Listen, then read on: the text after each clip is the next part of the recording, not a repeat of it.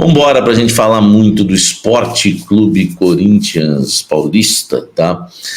Porque assunto é o que não falta no Coringão. Vou começar pelas escalações, né, de Flamengo e Corinthians, jogo de ida, né, da semifinal da Copa do Brasil. O Flamengo tem desfalques, tá? O Flamengo tem desfalques, é bom lembrar que o Tite acabou, né, demitido no Flamengo. Ele, né, foi substituído pelo Felipe Luiz, né, que fará aí a primeira partida depois de assumir, né, como interino. E a novidade deve ser o Michael, né? Michael deve retornar entre os relacionados após se recuperar de lesão. Quem fica como desfalque é o Luiz Araújo, tá? O Carlinhos não pode atuar pela competição, o Pedro, Vinha e o Cebolinha estão fora da temporada, só ano que vem, esses três jogadores. Olha esse desfalque, só Cebolinha e Pedro de desfalques, né? Mas tem aí a volta do Michael, tá? O Corinthians, e já dou as duas escalações na sequência. Corinthians, você sabe, perdeu para o São Paulo por 3-1, estava vindo bem na temporada e tem os seguintes desfalques. O Memphis Depay, que não pôde ser inscrito porque não tem plantão no sábado na CBF, por isso que ele não pôde ser inscrito, mas tem plantão no sábado na CBF para mudar datas de campeonato. É estranho, né? Enfim, os outros desfalques são o Thales Magno, além do Memphis Depay, né? O Thales Magno com lesão grau 2 no músculo posterior da coxa, o Alex Santana, lesão no músculo posterior da coxa também. É pior. O Oliveira, cirurgia no joelho, né? O Maicon, cirurgia no joelho, e o Palácios, cirurgia para correção de uma lesão na cartilagem. E o Palácios deve voltar em novembro, e há uma esperança do Alex voltar esse mês ainda, né? Mas enfim, tá entre a segunda quinzena desse mês e também novembro, tá? Provável escalação do Flamengo: Rossi no gol, Varela, Fabrício Bruno, Léo Pereira e Alexandro. Eric Pulgar, De La Cruz ou Léo Ortiz, Arrascaeta e Gerson. Gonzalo Plata e Bruno Henrique, tá? Corinthians: Hugo Souza, Fagner, André Ramalho, Félix Torres e o Matheus Bidu. Eu acredito que ele vai com o time titular, muita gente colocando time reserva na escalação. Eu não acredito nisso, tá? Eu não acredito. O meio campo para mim vai com José Martínez, vai com Carrídio, vai com o Garro e com o Charles. E fica aí o Coronado ainda, né, brigando por uma vaga na frente, Romero e Yuri Alberto. Eu tô colocando, acho que o time titular que o nosso querido Ramon Dias tem aí na cabeça, tá? Coloca o seu time aqui do Coringão. Qual você acha que vai ser o time titular do Corinthians? Escreve aqui.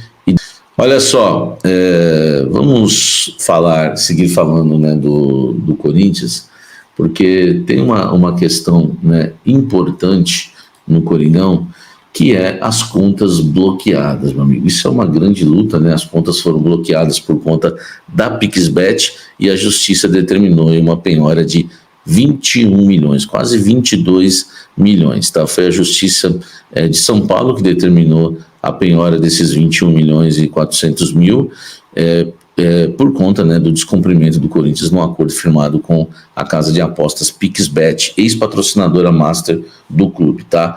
Em fevereiro, o Corinthians assinou com a VaiDeBet e concordou em pagar pouco mais de 40 milhões a PixBet, além de 4 milhões de honorários dos advogados da empresa.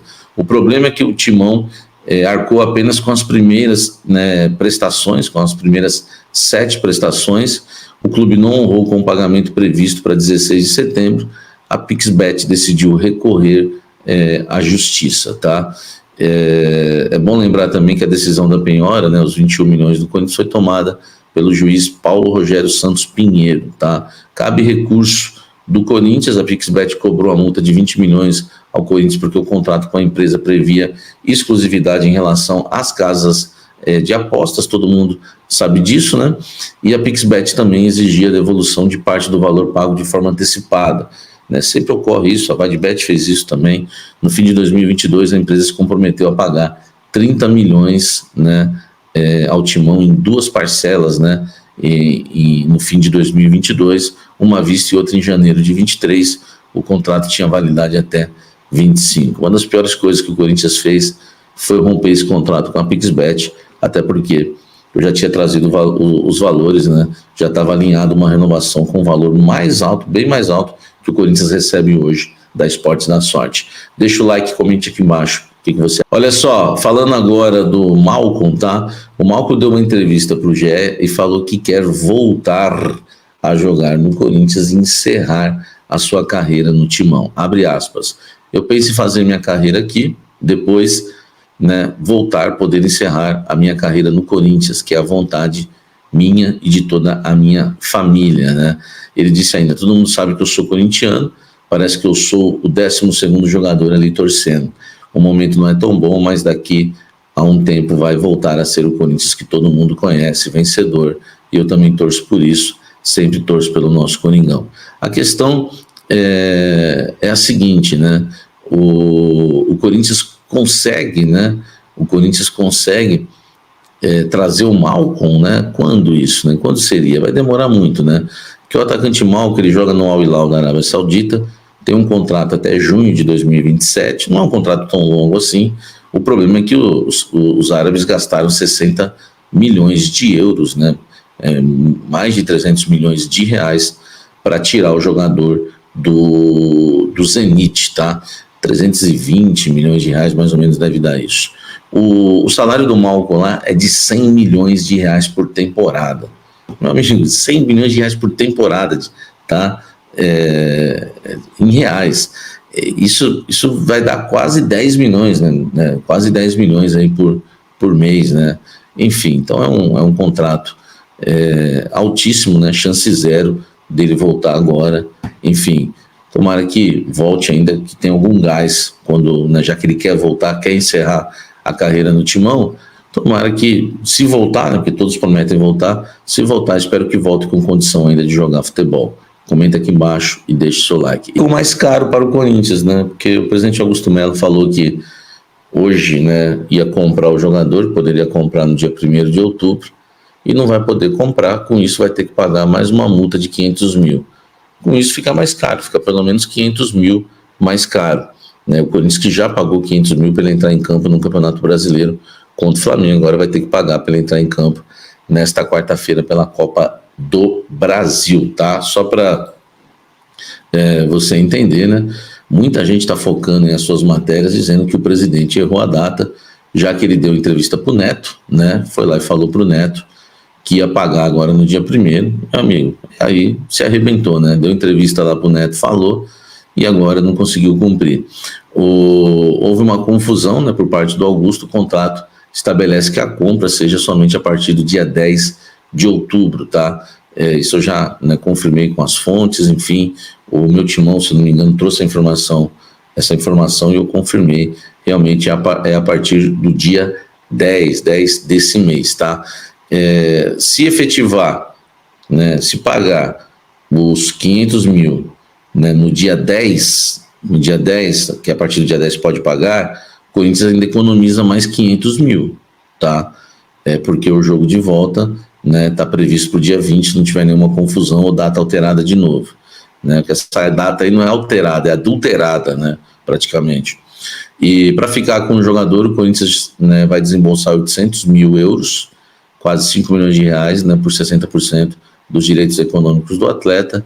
É bom lembrar que pelo Campeonato Brasileiro já gastou 500 mil, é bom lembrar que pelo empréstimo até o final do ano já pagou 200 mil euros, né, 1 milhão e 200 reais, então vai colocando na conta. Enfim, o fato de não comprar o jogador hoje, o Hugo vai ficar um pouquinho mais caro. Não é muita coisa, mas é um pouquinho mais caro. O Hugo já disputou 20 partidas pelo Corinthians e sofreu 18 gols, tá? Aliás, o Corinthians, né, precisa pagar isso, né, a partir do dia 10, não necessariamente no dia 10, mas a partir do dia 10, tá certo? Comente aqui, deixe seu like também, faça seu comentário. Não esqueça, tá, que hoje tem o Café da Fiel, né? Hoje pode ser às 19 horas, tá, gente? Aguardo vocês aí às 19 horas no Café da Fiel pra gente falar muito do Coringão, tá certo? Meus amigos, o Coringão se confundiu e ainda não pode comprar o Hugo Souza, viu? O Coringão ainda tem um plano B pra contratar de fato o Hugo, tá? Lembrando que o Timão vinha contando que poderia comprar o Hugo Souza definitivo nesta terça-feira. O próprio presidente do Timão citou a data da entrevista com o ex-jogador Neto domingo, e a diretoria do Timão, no entanto, se enganou. O valor só poderá ser depositado na conta do Flamengo dia 10. Com isso, o Timão mais uma vez pagará 500 mil ao Flamengo para ter o Souza à disposição para o jogo de ida da semifinal aí da Copa do Brasil amanhã, tá? Segundo apurou o portal Meu Timão, a tendência é que a pendência seja resolvida apenas para o segundo confronto entre as equipes seria no dia 20. A partir aí do dia 10 de outubro, quando o Corinthians pagar 800 mil euros, aí equivalente a quase 5 milhões de reais ao Flamengo, vai depender do acordo entre as partes, para entender se o Timão vai precisar pagar mais meio milhão de reais ou não. O contrato de empréstimo de Hugo Souza aí com o Timão tem duração até o final de 2024. Lembrando que ele está sendo titular, está fazendo bons jogos, o Hugo, tá? Desde que chegou ao Corinthians, o goleiro já declarou que quer seguir vestindo aí o manto alvinegro nas próximas temporadas. Meus amigos, espero que vocês tenham curtido o nosso vídeo. Lembrando que os créditos desse conteúdo é do jornalista Chico Samir Carvalho. Então a gente pede só para você deixar o seu like no vídeo, se inscrever no canal, deixar seu comentário, que vai ajudar muito aí o nosso canal, tá ok? Um forte abraço a todos, até o próximo vídeo de Vai Corinthians. Lembrando que o jogo amanhã vai ser 1 a 0 Corinthians, viu? Deixa seu palpite também.